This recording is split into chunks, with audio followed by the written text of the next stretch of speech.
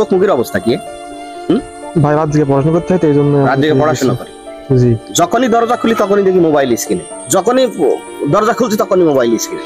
পড়ালেখা করি ভাই পড়াশোনা করছি, ফোনে পড়াশোনা করছি মাঝে মাঝে। তোমাদের পিছনে যে অর্থগুলো আমাদের এই শিক্ষার জন্য আমরা ব্যয় করছি, আমরা যারা অভিভাবক আছি, এই অর্থটা আমরা আসলে কি করছি? এটা কি কোনো কাজে লাগছে?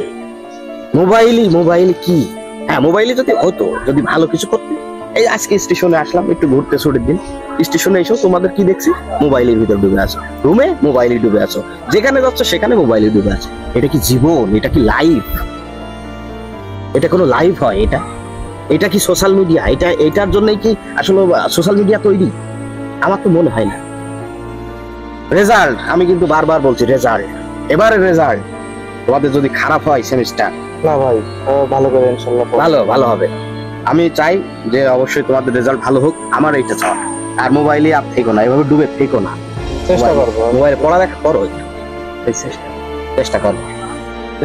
রেজাল্ট ভালো হতে হবে, বুঝছো? রেজাল্ট ভালো না হলে পড়ালেখা করো। ভাই লিঙ্ক দেখতে ভালো লাগে, আর প্রতি বসলে ঘুম আসে। আচ্ছা, সোশ্যাল মিডিয়া কি শুধু লিঙ্ক দেখার জন্য কি আছে মনে হয়? মানে লিঙ্ক দেখবা আর ওই বাবা মার খাবা, ভালো লাগে তো ভাই। ভালো লাগে, তোমারও ভালো লাগে। আর শুরু এখন খেলার মাঠে তো আর কেউই থাকে না, এদের সাথে মিশলাম কয়েকদিন, এখন দেখি এটাই জীবনের মানে এটাই জীবন। ভালো লাগছে সবসময় ভালো। তো যাই হোক, আমি আর কিছু বলবো না তোমাদের। নেক্সট আমি রেজাল্টটা যদি ভালো না হয় তাহলে আমি তোমাদের কিছু কথা বলবো আবার। আজকের দিনের মতো মাফ করে দিলাম, লাস্ট টার্নিং।